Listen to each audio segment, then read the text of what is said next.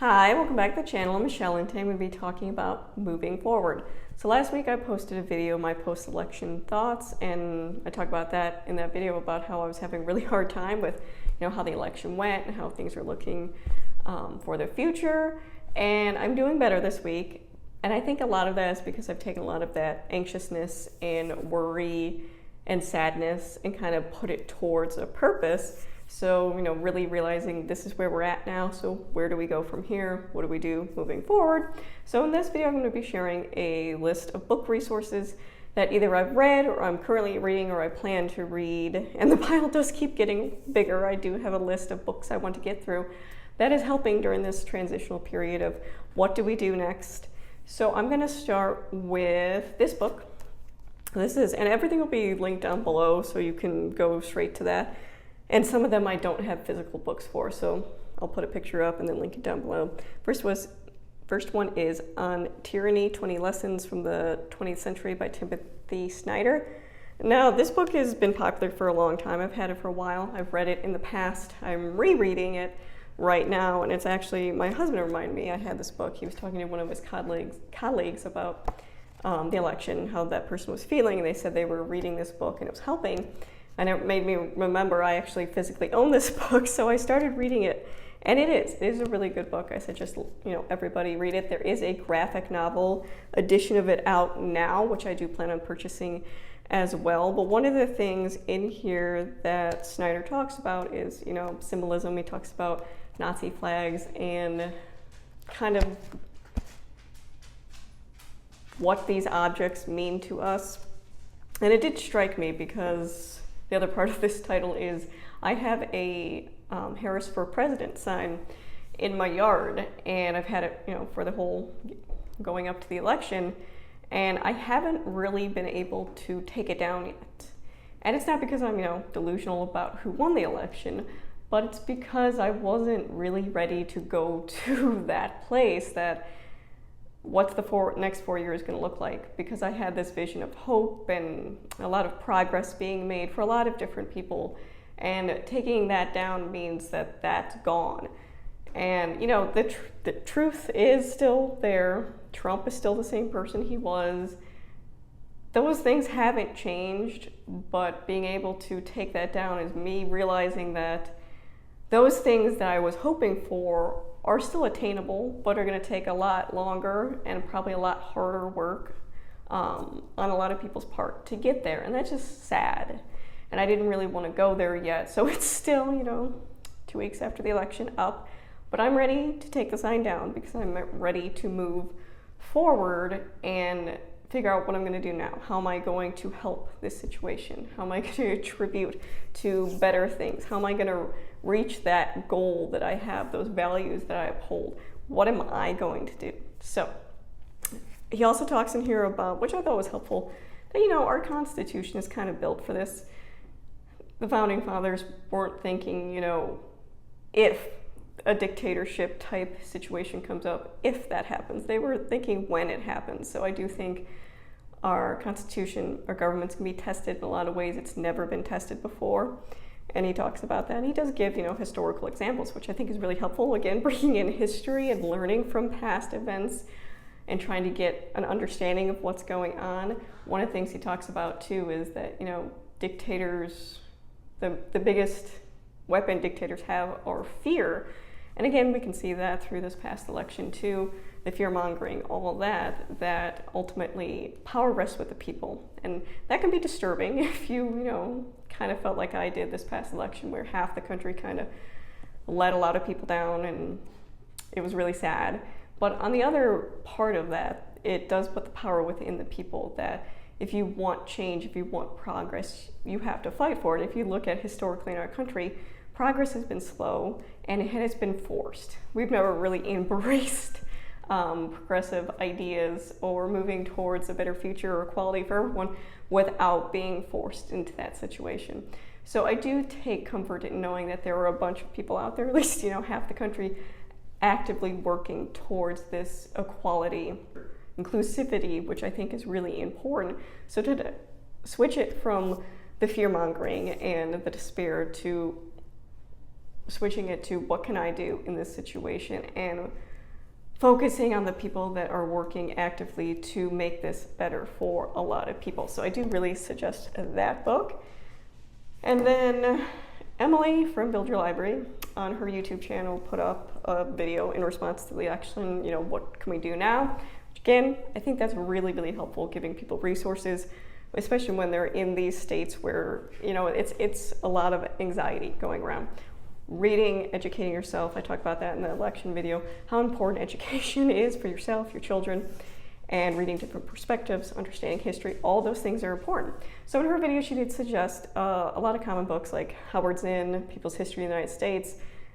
Read that, and my kids have done the younger version, Different Mirror, we read that. We're on our second year of United States history. We did a full year last year, from the beginning of United States history to modern times.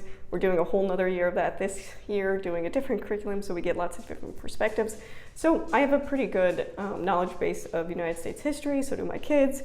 So we've touched on a lot of those books that she's mentioned already, but there were a few I hadn't touched on. So I picked those up, and the first one was Mouse. And I got both volumes. There's 1 and 2, and the author is interviewing his father, who is a Holocaust survivor, about his experience, and it's in comic format, and the characters are mice and cats. The Nazis are the cats. And it also talks about, kind of his relationship with his father and the interaction with that, which I really did enjoy, because I think a lot of the Holocaust stories, we don't necessarily get how that has affected them throughout their entire life. You get their story, but how has that affected their current life? And when we were studying the Holocaust last year, we used a lot of great resources from Freedom, and we watched some documentaries about people going through the camps and explaining their experience, but also showing their lives now and how that experience has impacted them. I thought that was really good. And it can be super depressing, especially if you're already depressed from the election, to read about, Nazis and the Holocaust. But I think it's important because, 1, you should know your history, and 2, it is important that in these stories there's stories of resistance. There's people standing up in horrific situations and saying, no, this is wrong. And I think those stories are helpful when you're in those places of despair about, especially when you've lost faith in a lot of people, that there are people willing to stand up for what they believe is wrong. So I think that was really helpful. And they were quick reads too. And then I read this, He Will Not Be Silent, The White Rose Student Resistance Movement.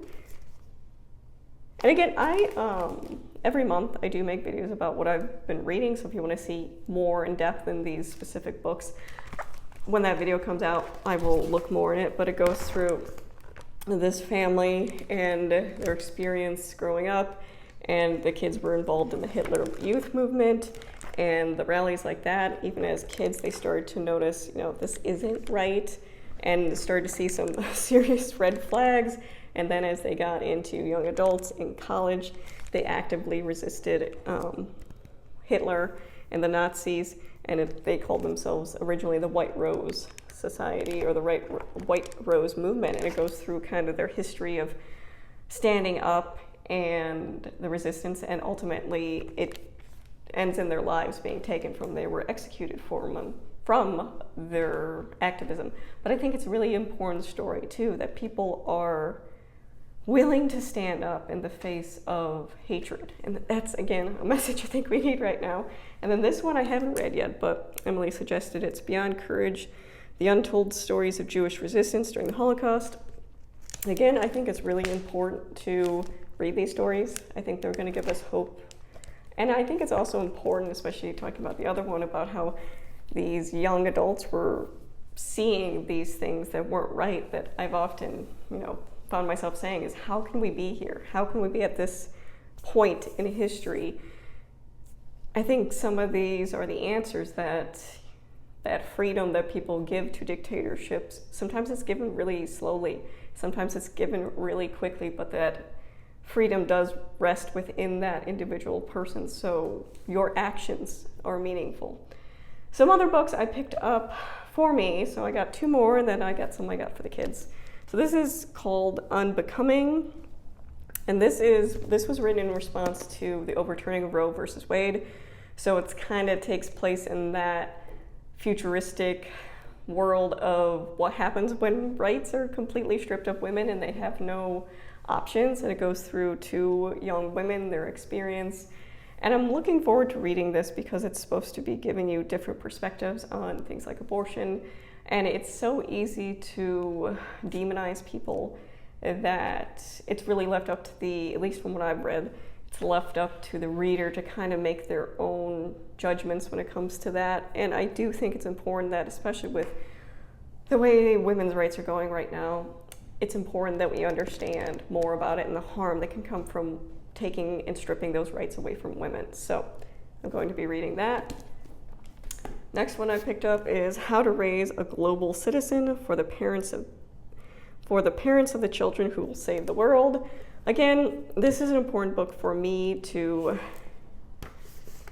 figure out what I can do and how I can help my kids understand the situations we're getting into and what they can do, because I do think empowering individuals is really important, especially when kids feel really helpless in situations like this. They don't, they're not old enough to vote. They don't have a lot of say, but there's still things they can do. So it talks about building a community, speaking out, exploring different ideas. So I do look forward to reading that. And again, I do like in every section, there's an action plan, things you can physically do to make a difference, which I think is important. It's not just telling our kids that, this is the way we want the world or this is the way the world should be, but how can we actively reach those goals? How can we make this better for everybody?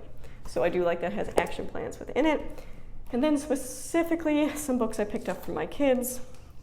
First one is Crafting Change, Handmade Activism, Past and Present.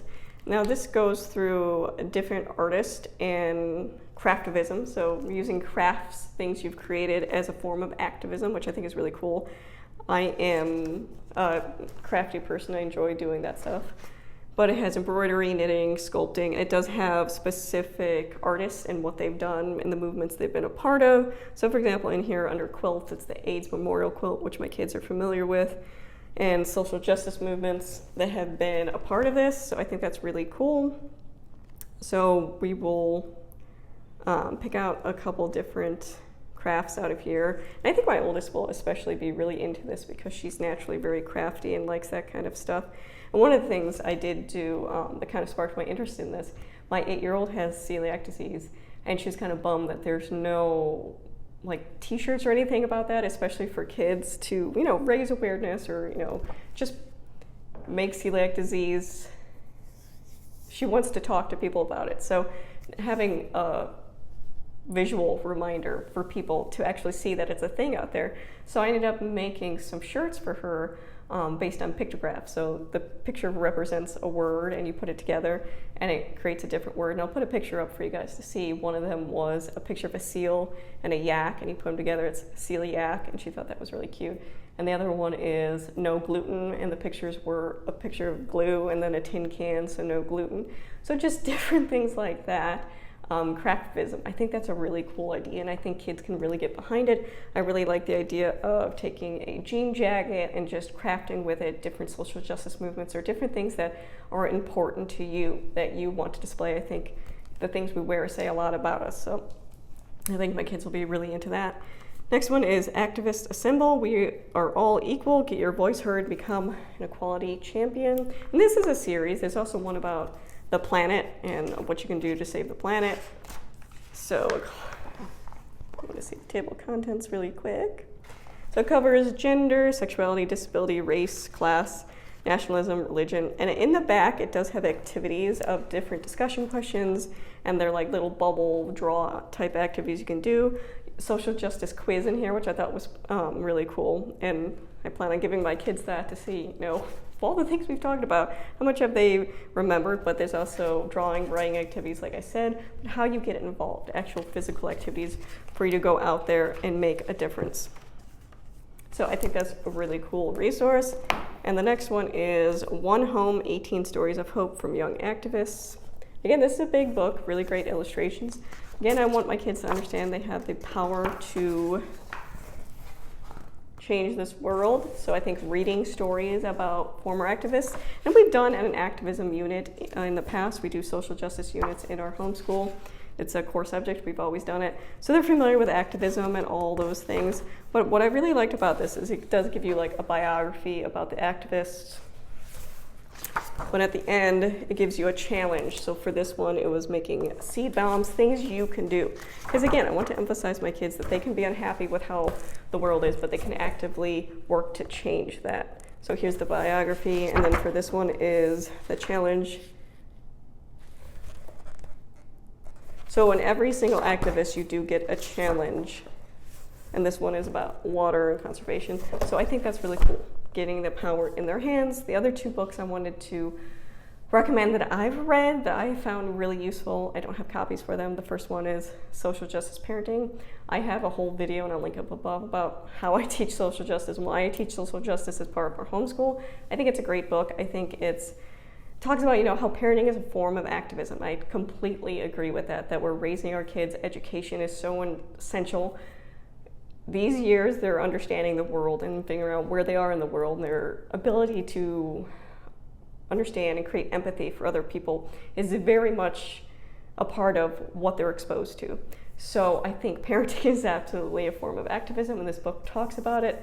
And she talks about, really understanding your own baggage and bias into a situation to really help your children grow and flourish and understand different groups of people. So highly recommend that. The next one is Me and White Supremacy. Now there is an adult version and a kids version. I like the adult version because it's like every day you do something, you read a section, you have some discussion questions. The younger kids version is a little different from that. I did prefer the older kid version, but I did use the younger version with my kids as well. But again, I think especially if you look at kind of how things went, there's a lot, absolutely white supremacy is a thing that's in existence, prevalent in our society. But I don't think a lot of people know the extent of what it is. And you can say, I'm not that, but you don't really understand how so much of our society, our laws, our government are really framed around a white supremacist ideal that we don't often see it, or I don't often see it, because I am benefiting from a lot of those privileges awarded, and often the people fighting against those systems are not the ones benefiting, and often the ones hoping to uphold those systems are very much greatly benefiting from things like white privilege. So understanding what white privilege is, what allyship is, all those things are really important, and it really does dive deep into kind of looking at like social justice parenting, looking at your own bias, your own environment growing up, the people around you, how that influences how you see the world and how you see other people, which I think is essential and is a good thing for everybody to really understand, because often you can hear those, well, I'm not racist or I'm not a white supremacist because, but are you really diving into the things around you, the core values you hold, where those values come from, the environment you were raised? All these things come into a factor. And again, if you're raised in that bubble that things are really, created, laws, society are really created to benefit you, you don't easily see how difficult that is for other groups of people. So, you pop that bubble and you look at things from a different perspective. So those are two books that I personally read that I think would be really beneficial in this time. So if you have any books or resources that you think would be beneficial, or you're using with your kids or yourself that are helping you kind of move forward in this time, I'd love for you to leave them in the comments below. Like I said, I'm creating a pretty large list of, just resources I want to use, that I want to use with my kids, so I can be an active member in making change, positive change for everybody in the next 4 years. As always, thank you for watching.